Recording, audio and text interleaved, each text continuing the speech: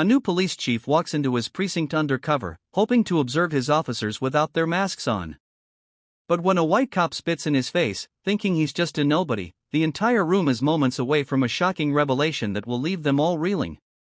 It was a muggy Tuesday morning in August when Richard Nelson, a newly appointed police chief, stepped out of his car in the heart of Blue Ridge, a small city tucked away in the rolling hills of North Carolina. Dressed in a simple plaid shirt, worn jeans, and scuffed sneakers, he didn't look the part of a man who had spent 2 decades climbing the ranks in law enforcement. That was exactly his intention. Richard believed in seeing things for what they truly were, not through the polished lens of scheduled meetings or rehearsed welcomes.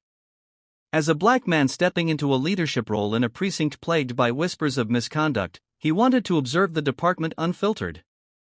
What better way to do that than to blend in? The precinct's parking lot buzzed with officers coming and going. Richard scanned the area, noting the casual banter and occasional glances his way. No one seemed to recognize him, which was unsurprising. His appointment had been announced just days ago, and he had chosen not to publicize his arrival until the official inspection later that morning. He adjusted the brim of his baseball cap and took a deep breath. The weight of his mission to root out the toxicity festering within the department pressed heavy on his shoulders. He was no stranger to resistance, but he knew this job would test him in ways he hadn't yet imagined. As he approached the building, the faint sound of laughter carried through the air. Richard stepped through the precinct's side entrance, unnoticed. Among the hum of casual chatter and ringing phones, the tiled floors glistened under harsh fluorescent lights, and the smell of stale coffee hung in the air. He walked slowly, observing the dynamics around him. Groups of officers huddled near desks, some swapping stories, others reviewing paperwork. No one paid him much attention until he paused near the break room. "Hey, you!" A sharp voice cut through the noise. Richard turned to see a white officer striding toward him, a smug grin plastered on his face. His badge read Officer Daniels. Behind him, a few others leaned against the wall, watching with interest. Richard opened his mouth to speak, but Daniels didn't give him the chance. "Lost, are we?" "This isn't a shelter," the officer said, his tone dripping with condescension. "You need to take that mess somewhere else." Richard froze, the words landing like a punch. He wasn't sure whether to correct the man immediately or let the scene unfold further. Before he could decide, Daniel stepped closer, his voice rising for the benefit of his audience. "Didn't you hear me? Get out of here. We don't need people like you hanging around." Laughter erupted from the onlookers, and Richard clenched his jaw. His heart pounding, he tried to speak, but Daniels leaned in, his face inches away. Then, without warning, the officer spit straight into Richard's face. Time seemed to stop. Richard's breath hitched as the warm saliva dripped down his cheek. Around him, the laughter grew louder. One officer slapped the table, doubling over in amusement, while another muttered something about showing the riffraff their place. Richard's mind raced. He could feel his pulse pounding in his ears, but he kept his composure. He reached into his pocket, pulling out a handkerchief to wipe his face, his movements slow and deliberate. "Is this how you treat everyone who walks through these doors?" he asked, his voice calm but firm. Daniel smirked. "Only the ones who don't belong here." The group burst into laughter again, but Richard said nothing. Instead, he turned and walked down the hallway, leaving the officers behind. As he headed toward the precinct's main office, an intercom crackled to life, calling all personnel to the briefing room. It was time. The briefing room was abuzz with chatter as officers filed in, some carrying coffee mugs, others laughing over inside jokes. Richard entered through a side door, now holding a folder that bore the precinct's official seal. He stood just out of view, watching the room fill with familiar faces, some still chuckling from the earlier incident. At the front of the room, Captain Harris, a stout man with a graying mustache, called for order.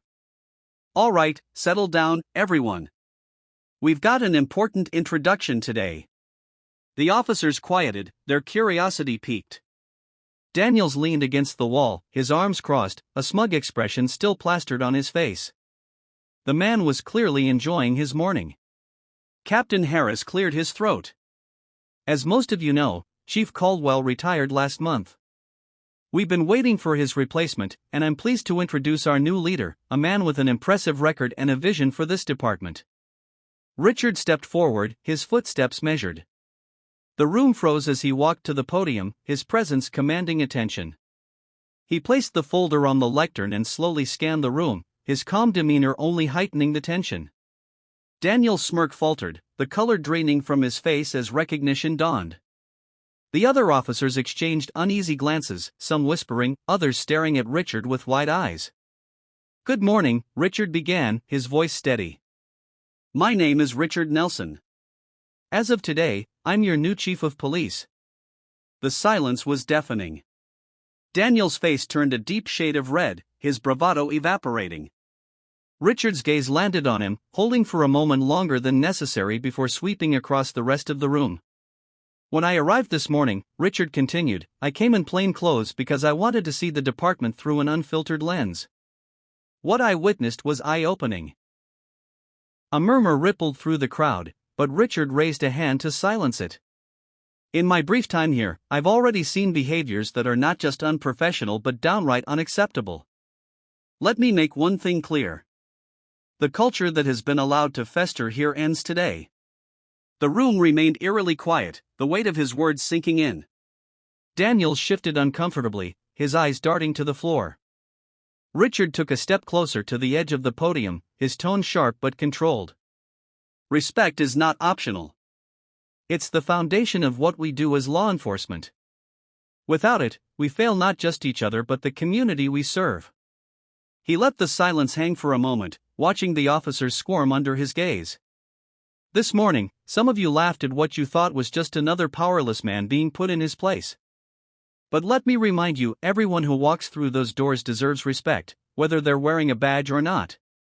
His words cut through the room like a blade. No one dared to move. Richard let the silence linger, his gaze unwavering. The tension in the room was palpable, each officer acutely aware of the weight of his words. Daniel shifted again, his discomfort evident as beads of sweat formed on his brow. But Richard wasn't done. "I understand that change is difficult," he said, his voice steady but laced with authority. "But let me be clear, there will be no tolerance for behavior that disrespects the dignity of any individual, whether they are a colleague, a civilian, or anyone else." He stepped down from the podium, walking slowly toward the officers, his presence commanding yet his tone carrying a controlled intensity. "From this moment on, every officer in this room is accountable. And that accountability starts now."